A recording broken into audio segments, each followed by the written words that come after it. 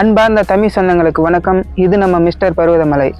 நாம் இந்த பதிவில் திருவண்ணாமலையில் சுற்றி பார்க்க வேண்டிய 5 சுற்றுலா தலங்களை பற்றி பார்க்க போகிறோம். 5வது இடத்தில் உள்ள இடம் சாத்தனூர் டேம். இந்த சாத்தனூர் அணையானது திருவண்ணாமலை மாவட்டத்தில் தண்டராம்பட்டு தாலுகாவில் அமைந்துள்ளது. மேலும் இந்த அணையானது 1958ஆம் ஆண்டு காமராஜர் தலைமையில் கட்டப்பட்ட அணையாகும். இதனுடைய உயரம் சுமார் 119 அடி ஆகும்.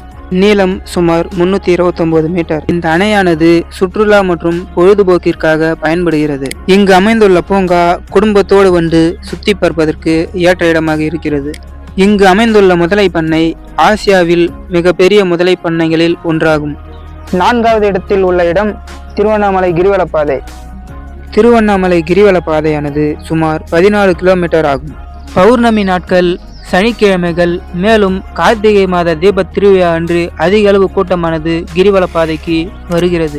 இந்த கிரிவல பாதையை சுற்றி 8 வகையான லிங்கங்கள் இருக்கின்றன. மேலும் இந்த மலையை சுற்றி உங்களுக்கு தேவையான உணவு வசதி, தங்குமிடம் வசதி என பல்வேறு வசதிகள் இருக்கின்றன. கிரிவல பாதையை சுற்றும் பொழுது உங்களுடைய காலணிகளை கழற்றிவிட்டு நடப்பது சிறந்தது. 3வது இடத்தில் உள்ள இடம் ஜவ்வாது மலை.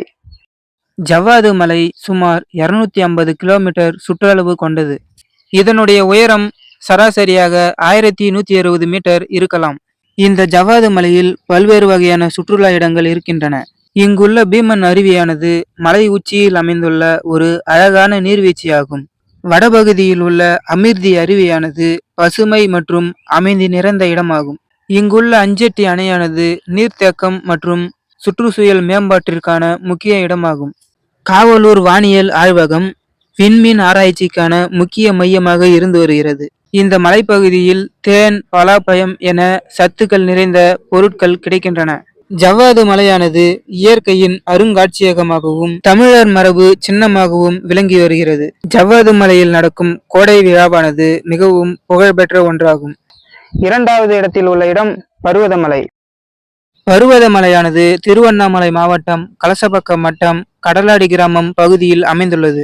பருவதமலையானது சுமார் 4560 அடி உயரம் கொண்டது. பருவதமலையின் உச்சியில் உள்ள சுவாமியை தரிசனம் செய்வதற்கு பல்வேறு இடங்களில் இருந்து மக்கள் அதிக அளவில் வருகின்றனர். இந்த பருவதமலையை ஏறும் பொழுது படிக்கட்டு படிகள் மற்றும் செங்குத்தான பாறைகள், ஏணிப்படிகள் என பல்வேறு வழிகள் இருக்கின்றன.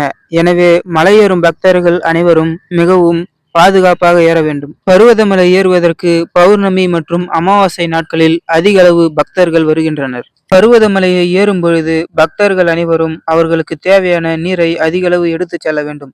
ஏனென்றால் மலை ஏறும் பொழுது உங்களுக்கு அதிக அளவு நீர் தேவைப்படுகிறது. இந்த மலைப்பகுதியில் உள்ள குகைகளில் சித்தர்கள் தவம் செய்தார்கள் என வரலாறு கூறுகிறது. முதல் இடத்தில் உள்ள இடம் திருவண்ணாமலை கோவில். திருவண்ணாமலை கோவிலில் அண்ணாமலையார் மூலவராகவும் உண்ணாமலையம்மன் தாயாராகவும் இருக்கின்றனர். திருவண்ணாமலை கோவிலின் பரப்பளவு சுமார் 25 ஏக்கர் ஆகும். திருவண்ணாமலை கோவிலானது ரமணர், அருணகிரிநாதர், சேஷாத்திரி சாமிகள் போன்ற ஞானிகள் தவம் செய்த புனித தலமாக திருவண்ணாமலை கோவிலானது இருக்கிறது. இந்த கோவிலானது ஆன்மீகத்தில் மட்டுமில்லாமல் தமிழர் மரபு, கட்டிடக்கலை மற்றும் பக்தி வழிபாட்டில் ஒரு மாபெரும் இடமாக திருவண்ணாமலை கோவிலானது இருந்து வருகிறது. நாம் இந்த பதிவில் பார்த்த முக்கியமான 5 சுற்றுலா தலங்கள்ல நீங்க எந்த இடத்துக்கு போகிறீங்களோ மறக்காம கமெண்ட் செக்ஷன்ல சொல்லுங்க.